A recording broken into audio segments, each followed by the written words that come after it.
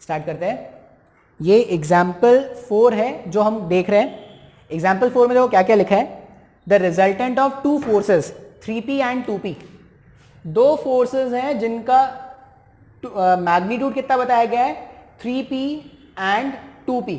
मतलब सबसे पहले अपन ने क्या देख लिया कि मैग्नीट्यूड ऑफ ए वेक्टर जो क्वेश्चन में गिवन है वो कितना गिवन है 3p गिवन है, और मैग्नीट्यूड ऑफ बी वेक्टर जो क्वेश्चन में गिवन है वो कितना गिवन है 2p गिवन है। The resultant of two vectors 3p and 2p is R vector, और इन दोनों का जो मैग्नीट्यूड है मतलब इन दोनों का जो रिजल्टेंट है मतलब ए वेक्टर प्लस बी वेक्टर जो क्वेश्चन में बताया गया है वो कितना है आर बताया गया है। बात समझ में आ रहा है। पहला लाइन मैंने देखा और ये मैंने कंक्लूजन ड्रॉ कर लिया। क्वेश्चन को देखकर डेटा कलेक्ट करना एक आर्ट है। अगर तुमको ये समझ में आ गया तो फिर फॉर्मूला ही लगाना होता है भाई, तो यही सीखना होता है अपने को। The resultant of two forces 3p and 2p is R, मतलब पहला वेक्टर अगर 3p है दूसरा वेक्टर का मैग्नीट्यूड 2p है तो इन दोनों का रिजल्टेंट का मैग्नीट्यूड कितना है r। फिर सेकंड केस में क्या बोल रहे हैं, if first force is double, अगर फर्स्ट फोर्स को डबल कर दिया गया मतलब a डैश वेक्टर जो नया वेक्टर है उसके मैग्नीट्यूड को अपने को डबल कर देना है। तो पहले 3p था, अब डबल कर दिया तो कितना हो गया 6p हो गया।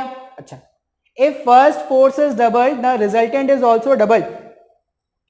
बी वेक्टर पर कोई चेंज नहीं आया, बी वेक्टर अभी भी कितना है, बी वेक्टर अभी भी 2p रहना है। रिजल्टेंट जो नया बनने वाला था सेकंड वाले केस में जो रिजल्टेंट बनेगा सपोज r डैश, वो क्या हो जाएगा रिजल्टेंट इज ऑल्सो डबल। तो रिजल्टेंट क्या हो जाएगा, अगर पहले r था तो अब जो नया रिजल्टेंट है वो कितना हो जाएगा ट्वाइस ऑफ r हो जाएगा। अब क्या बोल रहे हैं, the angle between the two forces is 60, 120, 90, 180। तो फिर से एंगल कैलकुलेट करना है। अब अगर ध्यान से देखोगे तो हमारे पास वेरिएबल क्या क्या है, थीटा, जो वेक्टर एंगल है थीटा वो वेरिएबल है। अच्छा, रिजल्टेंट का भी वैल्यू नहीं गिवन है, वो बस r के टर्म्स में गिवन है। रिजल्टेंट का भी वैल्यू r के टर्म्स में गिवन है, उसका एग्जैक्ट वैल्यू नहीं पता अपने को। तो अपन देखते हैं, ये जो ब्लू से मैंने मेंशन किया है, ब्लू से मैंने जो मेंशन किया है वो केस कंडीशन 1 है या पहला क्वेश्चन का पहला हाफ है।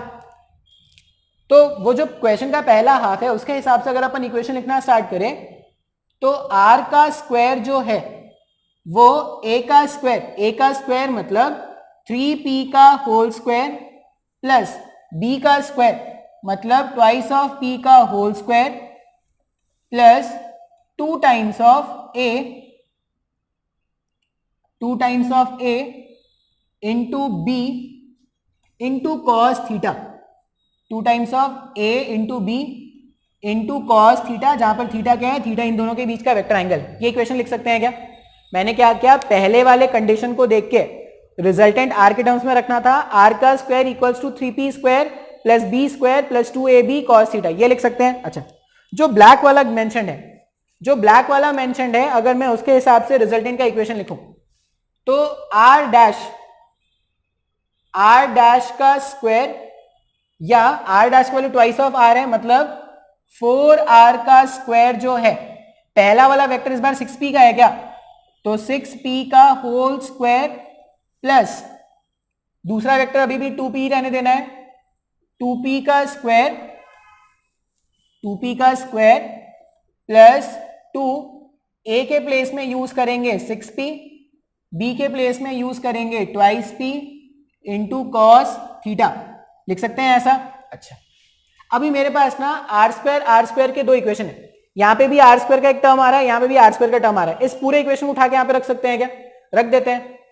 तो ये 4 को एज इट इज रहने दिया, आर स्क्वायर के प्लेस में देखो क्या लिख रहे हैं, 9p square plus 4p square plus 3 into 2 6 into 2 12p square cos theta.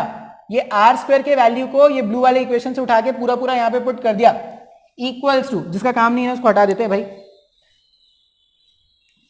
Equals to वाला टर्म अगर अपन देखेंगे तो इक्वल्स टू में क्या आ रहा है हमारे पास, इक्वल्स टू में आ रहा है यहां पर 6p स्क्वायर मतलब ये हो जाएगा 36p square plus 4p square plus 6 दूनी 12, 6 into 2 12 into 2 24 plus 24p square cos theta, लिख सकते हैं क्या ऐसा।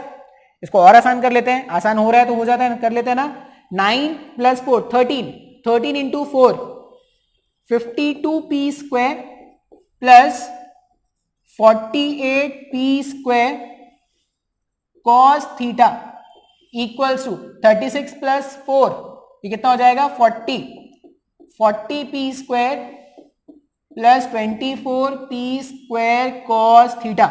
लिख सकते हैं क्या ऐसा? अच्छा, अभी सेपरेट कर दो। 40p स्क्वायर को अगर मैं इधर भेज दूं तो ये हो जाएगा 12p स्क्वायर, और 48p स्क्वायर कॉस थीटा को उधर भेज देते हैं अगर, तो ये हो जाएगा 24p square cos theta minus 48, तो ये हो जाएगा -24p स्क्वायर कॉस थीटा। लिख सकते हैं क्या ऐसा? अब ध्यान से देखो, जो कैंसिल आउट होना है, ये p स्क्वायर से ये p स्क्वायर गायब हो जाएगा, ये 1 हो जाएगा और ये क्या हो जाएगा 2 हो जाएगा। तो हमारे पास ऐसा कुछ आ रहा है, that implies 1 equals to -2 into cos theta, ऐसा कुछ आया ना। या क्या लिख सकते हैं, कॉस थीटा जो है वो -1/2 आ गया। अगर कॉस थीटा -1/2 है तो ये याद रख लेना कि थीटा जो होगा वो 120 डिग्री होगा। ये अभी अपन ने पढ़ा नहीं है, एक बार पढ़ेंगे तो बस ये लिख लेंगे, नहीं तो आप अभी क्या कर सकते हैं, अभी के लिए आंसर यहीं तक छोड़ सकते हैं। cos थीटा इक्वल्स टू -1/2, मतलब थीटा इक्वल्स टू 1/2। तो कौन सा ऑप्शन सही है?